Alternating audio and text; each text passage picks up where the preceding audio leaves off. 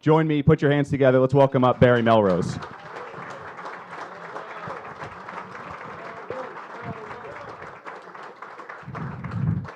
What about my acting career? You didn't bring that up. Mystery Alaska, Slapshot 2, Spin City. I got to do a little business here, guys, before we get to the entertaining part of the show. Hopefully, if Bryan's any good, it'll be entertaining anyways. I'd like to obviously thank, this is 1050's Lunch with the Legends. Bryon Trottier is a legend. That must mean I'm the lunch, so we'll go from there. We'd like to thank Brooklyn Breweries, Emblem Health, the Palm Restaurant, the Palm West. Great meal, guys. Thank you very much. I'd also like to introduce Bill Daughtry, ESPN. And Bob Gallerstein. Is Bob here? Thanks, Bob. Before we get started, I got this. Everyone, the dressing room is the greatest place in the world, and I'm sure Bryon will attest. When you leave the game, that's what you miss the most. Your buddy's in the dressing room. That's the greatest thing in the world. I got this story. I'm playing in Toronto, and I'm playing with this guy called Billy DeLargo. Bryon knows him. He's another Western kid like me and Bryon. And after every game, no matter what happened, this would happen in the dressing room. And I'm sitting there, and Billy would walk over to me. Billy was a great player. Scored 30 goals consistently. Should have been a star in the NHL. But he'd walk over to me stark naked. Okay, so I'm sitting there. Billy's walking towards me stark naked. I know it's coming. It doesn't really matter. So Billy stops in front of me and he says, Barry, you seen my beer? And I know it's, and I'm dying already. This happens after every game. So I say, no, Billy, I haven't seen your beer. So Billy turns around, walks away, and there's his beer stuck between the cheeks of his butt. So that's what happens in the dressing room, guys and girls, stuff like that. It is my pleasure to introduce Bryon Trottier. Bryon and I grew up in Saskatchewan. He's from southern Saskatchewan. I'm from a little farther north. There's trees where I'm from. There's no trees where Bryon's from. I played against Bryon when we were both 18. I was playing for Kamloops. Bryon was playing for Lethbridge. Because of the WHA were stealing players from the NHL, they changed the draft eligibility age then, and they allowed 18-year-olds to be drafted. So Bryon actually only played 1 year junior when he was 18, and then he came to the NHL the next year with the Islanders. As far as I'm concerned, I really think Bryon Trottier is arguably the greatest two-way centerman ever to play in the NHL.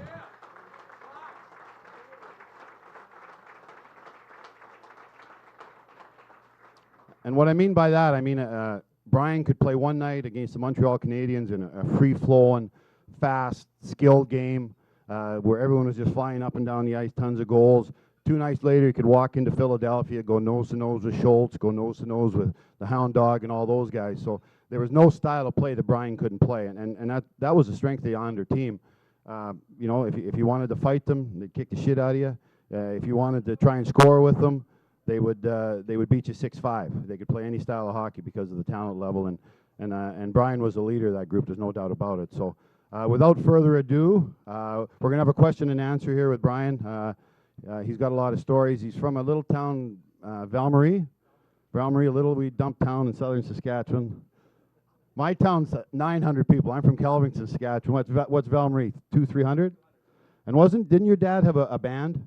And they would play all the bars and stuff in southern Saskatchewan. You were the bass player?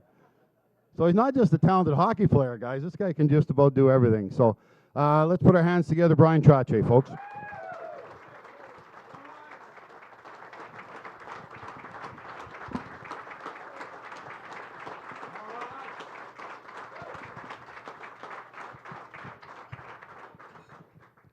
And I was the friendliest guy on the ice, Barry, honestly. I thought I was. There were no friendly Islanders. No. None of them. I can attest to that.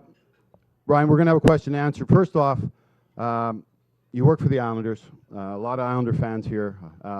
What is the state of the union with the Islanders? About the building, have you heard anything about the new building, the team, things like that? Give the people out there a little overview.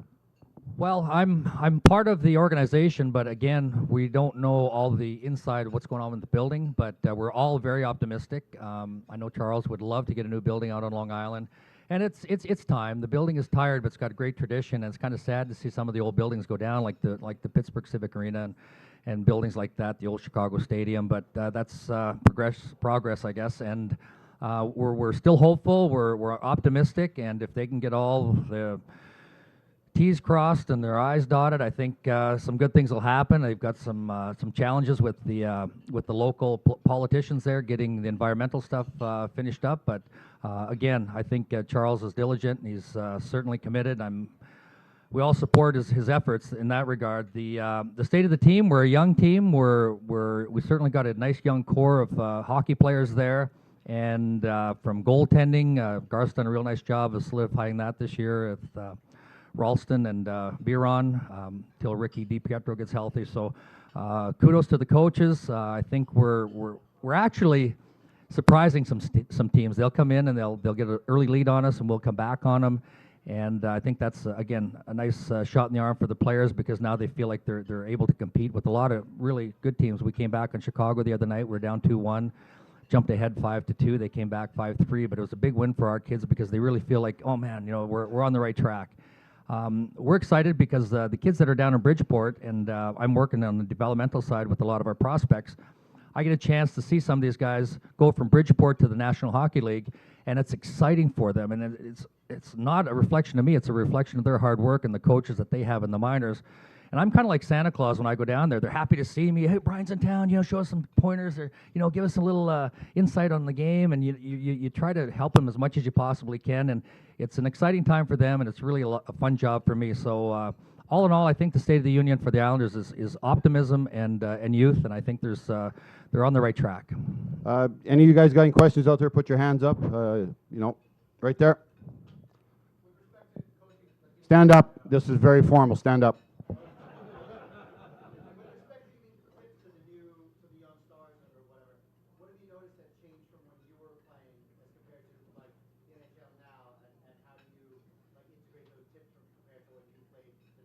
Apart from cars now instead of horse and buggy.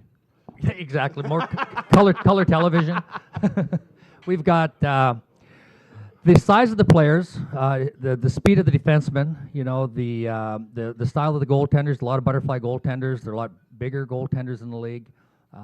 The execution, the skill level of a lot of the players. We used to have like maybe 1 or 2 lines on every team that were skilled, and the third, fourth line guys were kind of bangers and forecheckers, penalty killers, and you see I think the athleticism of the player overall is terrific, and that just makes for a better game at every level, even in the American Hockey League level. The kids that are coming up and they're playing immediately, they're stepping in. They don't look like they're missing a step, and the style of the game. You're looking at the forecheck systems, whether it's the trap that's been a part of coaching strategies. You're looking at defensive zone coverage. The players are just so well coached. I mean, we had a defensive system, but Al allowed us a lot of creativity and a lot of individualisms. That hey, if something breaks down, somebody cover for him. And now, if you break down on the defensive system, you're held accountable. And I mean, it's pointed out not only by the coaches, by some of the analysts out there. It's really good. Because it's helping to educate our hockey fans, and that's great. There's just great insight right now.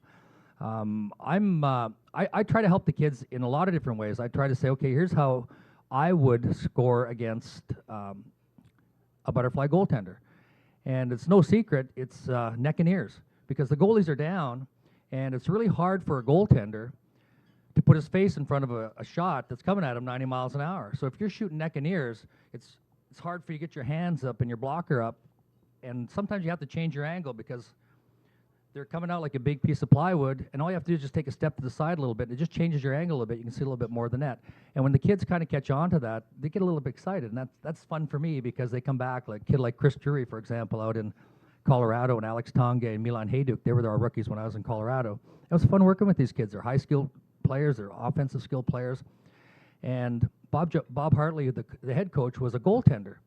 And Jacques Lucier, was assistant coach, was a goaltender. So it was fun for me because I was kind of on the offensive side of the game, so to work with the players on the offensive side. And we had Joe Sakic, and we had Peter Forsberg, and they were great to work with because they could go out there and execute it like bing, like that. But the young kids, it took them a little longer. So it's fun when all of a sudden they get it. So that's kind of my role with our prospects now, is just kind of help them, give get a little tips, little tricks that kind of help them become just a little bit better, a little more confident. Number one, that's what I get paid for. And number two, And you're good.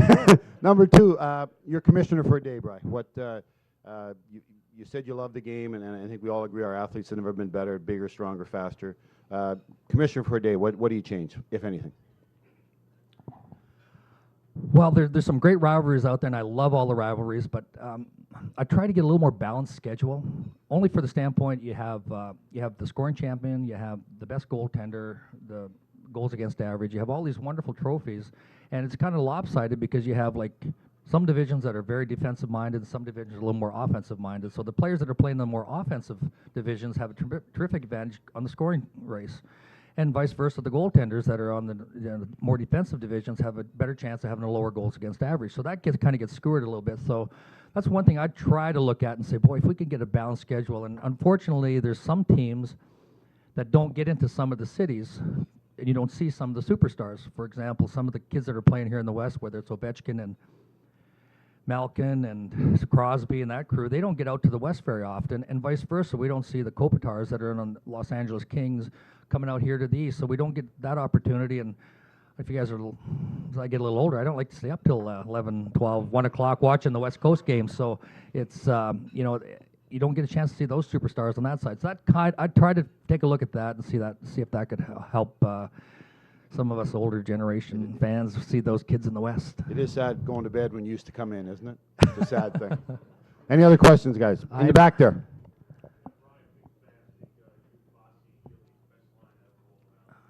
Thank you. Thanks.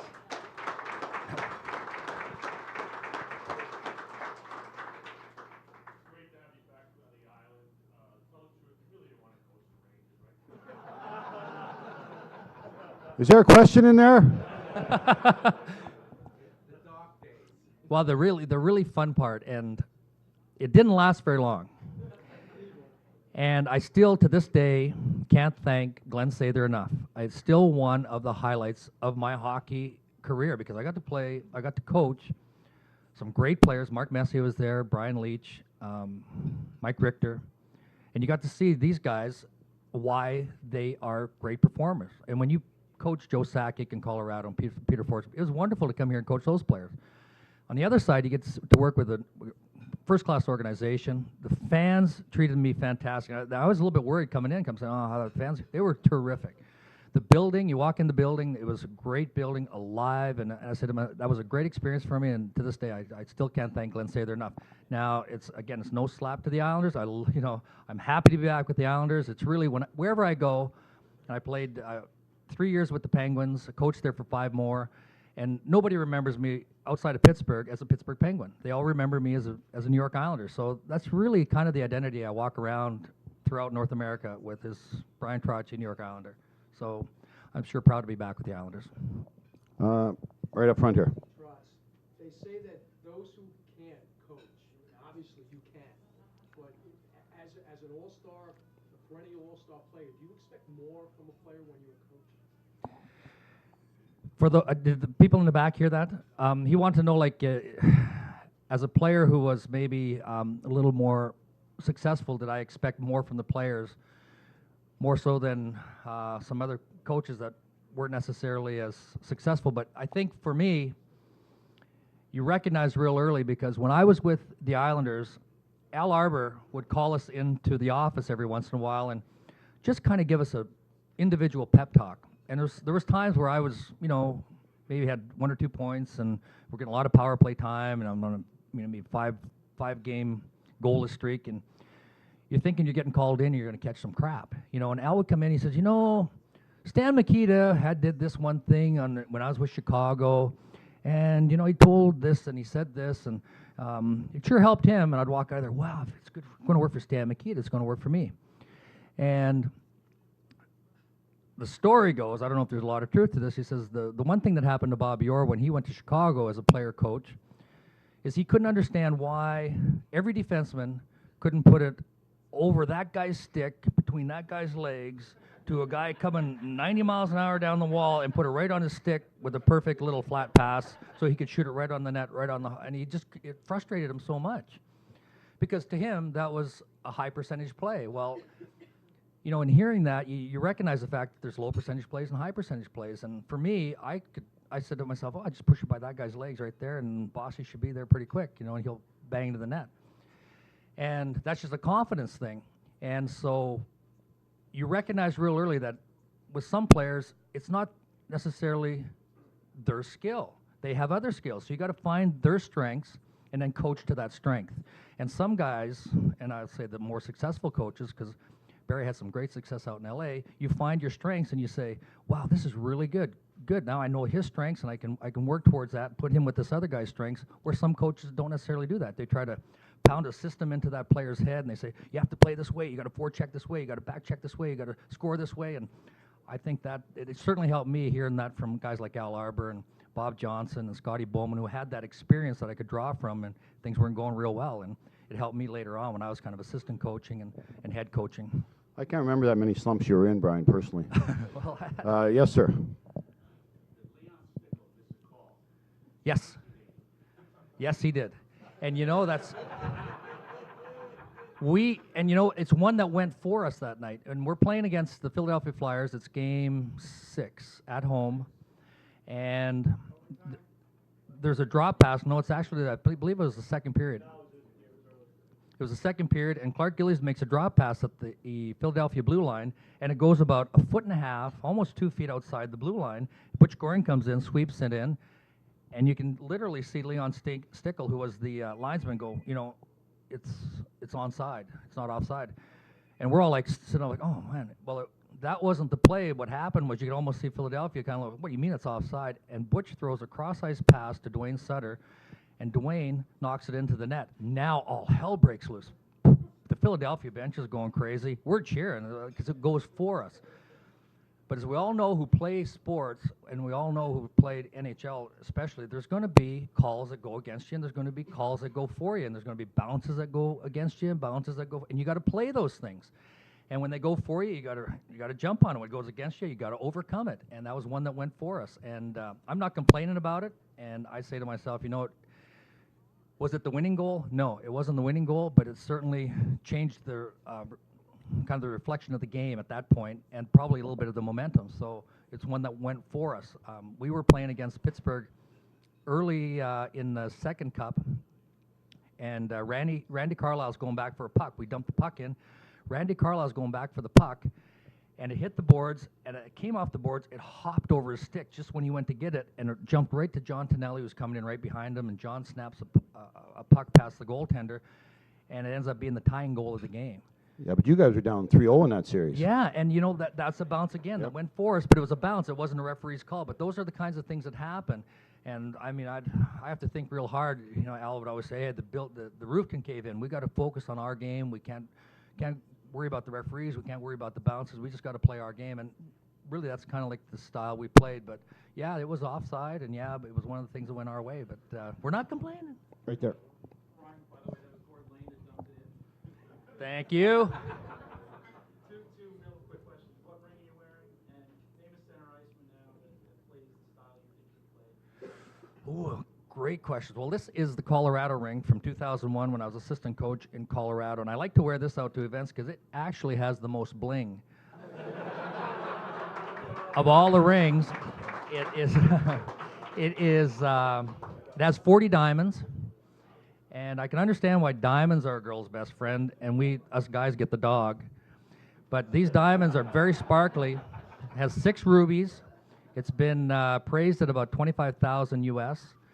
It's white gold, and it's probably the biggest ring. It's kind of the clunkiest ring. It clunks all over when you wear it a lot, but it's kind of fun to wear to events. And I take it to a lot of school visits, and the kids all put it on, and the kids will pretend like, oh, I can't get it off, I can't get it off. And I'll say, that's okay, I carry a butcher knife or something, we'll get it off. And if the girls try it on, we're engaged for the day. So we have a lot of fun with the rings. The player probably the closest that I could see right now that plays a little, maybe Taves, maybe the kid Taves out in Chicago. You know, really wonderful little two-way players face off. So he had a wonderful Olympics. I think you're a little bit like Crosby too. You know, Crosby sticks his nose in, competes. He's way faster than me. That was like someone said, "You're right." There was no dive. You were usually not cold. You You didn't have to take dives in those days. You're usually not cold. We didn't know Yes, that. sir. Bryon, Great. All right. Winning the Cups was completely different. Right. No, it's all right. Obviously, over the years, the Ranger-Islander rivalry has died down a bit, but obviously it was at the height when you were playing late 70s through the 80s. Any good stories you might be able to remember from those rivalries, or anything you want to share? God, there was some great ones. We had Barry Beck. Here's a funny story. Like we end up beating the Rangers in one of the series. It was probably 81 or 82 on the way to one of the Stanley Cups. And at the end of the year, we'd celebrate a little bit. But the following fall, they kill us in exhibition. They beat us. We were playing them like 3 times, and bang, bang, bang. It's like 4-1, 5-0. They're just beating us.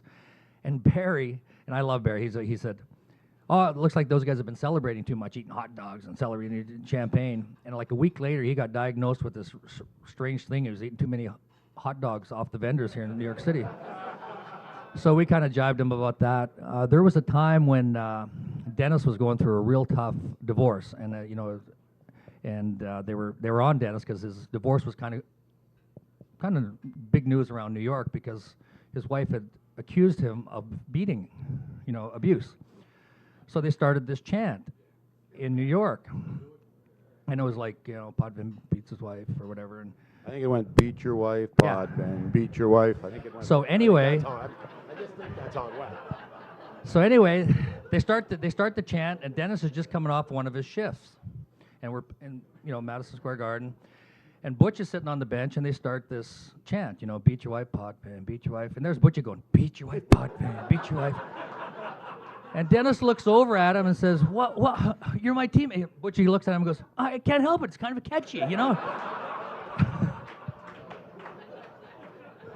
On those teams, who, like everyone knows your line, everyone knows Potvin on defense and Billy Smith. Who of the group that maybe doesn't get enough credit, who is a real glue guy in that dressing room that maybe should get more credit for your success? Without a doubt, and Billy Smith and I talk about this all the time, it's Gordie Lane, and the gentleman over there brought his name up before. Now, Gordie was a defenseman who has a stutter, and he sat right next to me, and if he knew you, he wouldn't stutter that much, and if he sang, he wouldn't stutter at all. And we always had country music on. He loved country music in the locker room. Our trainers liked country music, so he would sing along, and Anders Kullur was absolutely amazed. Anders Kullur's from Sweden. He would be so amazed that Gordie could sing and not stutter. And so, as sweet and innocent as a guy could say it, he said, "Gordo," in his Swedish accent. He said, "Instead of saying, pass the puck, why don't you say, pass the puck?" But we're playing a game in Philadelphia. And Bob McCammon is the coach, and they've got Ben Wilson on their team, and we all know Ben Wilson. He had a fuse like this long, and he's tough as nails, and he's big and strong, and he fought everybody tough on our team and did very, very well. But Bob McCammon is mad at him because apparently the game before he coughed the puck up in front of his net, and he says, "Well, if you're going to play like Bobby Orr, if he thinks he's Bobby Orr, I'm going to make him center ice tonight." Well, who is he taking the face-off against all night but me? And I know he's doing it to try to intimidate me, and okay, this is going to be so Ben's winning every face-off. I'm like, "Oh, good face-off, Ben. Nice. All right. You're good on these draws. All right. I didn't know you're that good." I'm not trying to make him mad because he's going to take my head off. And Ben, as we all know, wasn't a fast skater, but he's a pretty good stick handler. And he's weaving his way down the ice, and I'm kind of back-checking over on the left-hand side, their left winger, right next, and we're in the first period, and we're going this way, so both benches are on this side. And now he's starting on the right side, and he's weaving his way down the ice, and he's going through our guys, and our guys aren't trying to hit him either. They're kind of poke-checking him. "Oh, good move, Ben." Because nobody wants to make Ben mad. And now he starts coming across the blue line, but he's coming right at me, and you got to stop up. Their winger stopped up because they want to go offside. And he's coming right at me, so I just kind of like duck. I couldn't have given him a better hip check. And boom, and he's going over like this, and I'm like, "Oh, crap."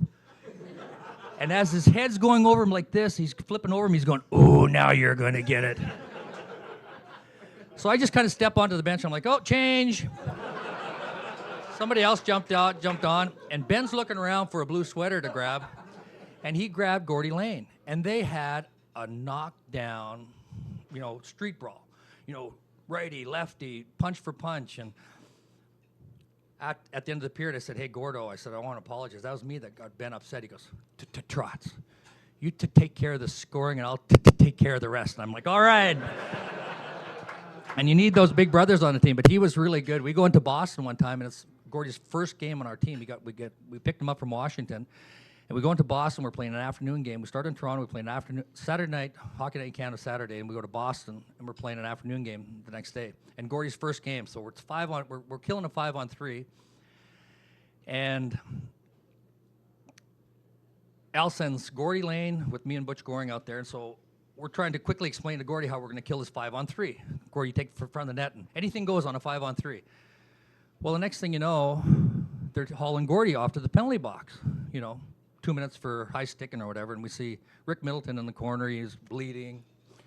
They're taking Barry Peterson off for stitches. So they just lost 2 of their best forwards on the power play. And so I'm thinking, oh, maybe it's my fault. I told him anything goes on a 5-on-3. I'll explain at the end of the period, I meant jump in front of the shot, clear the rebounds, whatever, help Smitty out. So I'm telling him that. He goes, Trots, don't worry about that. They're not going to put us down 5-on-2. So Gordy got rid of their 2 best players, and guarantee you from opposing players, no one teased Gordy about a stuttering either. Never. Yes. I know Barry has dual citizenship, and I think, Bryon, you do as well. I'd love to hear from both of you about the Olympics and hockey, particularly the gold medal game. Well, from my point of view, I thought it was spectacular.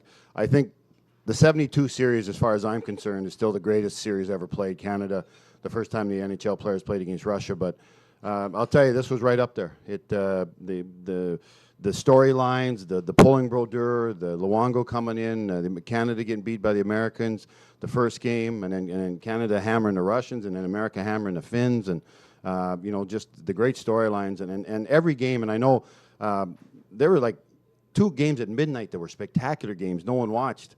But from my point of view, it was, I think, the best Winter Olympics ever, and I think the best hockey in the Winter Olympics ever. And I'm a North American guy. I think North American hockey is way better than European hockey, and I think the smaller ice surface in Vancouver made the games better. I think more hitting, more aggressiveness. And I think that favored the United States and Canada. And Yager was one of the guys that said, he said, this North American game, I can't get used to it. He said, there's too much hitting. Things happen too fast. So I thought it was spectacular, Bryon. Barry, I can agree with you more. I thought the style, like you said, was just phenomenal. It really promoted North American hockey. And even the Europeans started playing that style. We saw the Europeans starting to have success playing the aggressive body hitting, forechecking, and the goaltenders. The goaltending on every team was phenomenal. The Swiss goalie Hiller was just phenomenal. Like I said to myself, every game was exciting to watch. You just didn't know. There was a couple of blowouts, but most of the games were just very exciting. And the thing that I liked about the last game, the U.S.-Canada game, was it might have been the only game that the U.S. were not leading from the very first start, and they didn't quit. They came right back, and they tied it up in the last seconds of the game, which added more suspense and drama to the whole thing. And again, it's a reflection, I think, of North American hockey. I thought for us at the NHL level, which I think is very North American, I think it's the smaller ice surface, like Barry said, I think those things help make the game a little more exciting. The aggressiveness, the body checks, just that style of brand of hockey just makes more shots on the net. I think you don't see, like, I remember going to the World Championships in Finland in 2003, and the shots on net were something like 21 to 18. Well, because there's so much space, nobody wants to take long shots, and the goaltenders snap those up, so you got to try to wait for those in-tight opportunities, and they weren't very often. So you have a lot of low-shooting games, and I think it's just very, very exciting. I was very happy for the Olympics and very, very proud of the U.S. and Canada teams. Talk about a storyline of if J.P. Parisi's son would have beat Canada, that would have been that would have been sacrilegious. Nina. So coming off the Olympics, we know what Barry thinks about this, but there was huge debate on ESPN earlier in the week about playing Ryan Miller after the Olympics and trying to capture the halo effect of the Olympics. We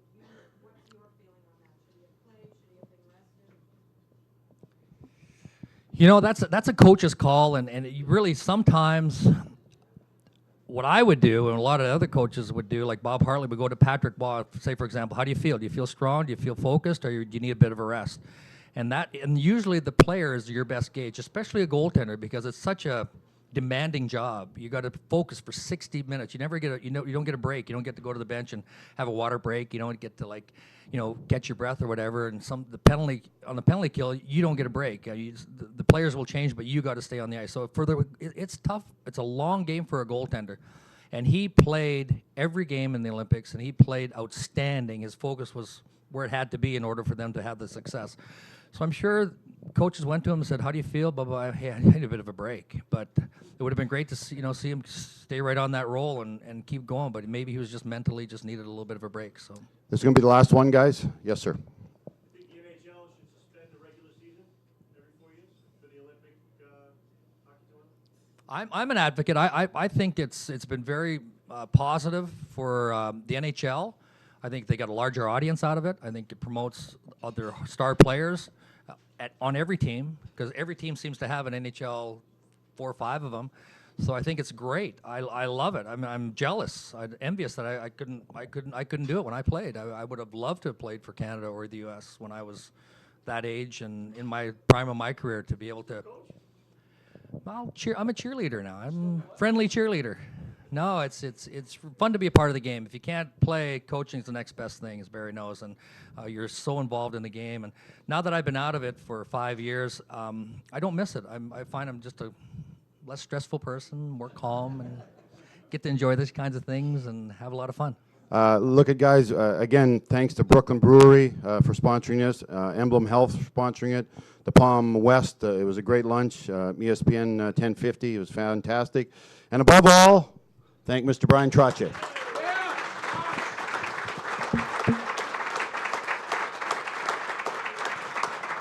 Pleasure. It's an absolute pleasure. Thanks, guys. Thank you, Barry. Thank you. Thank you, ESPN. Thanks, guys.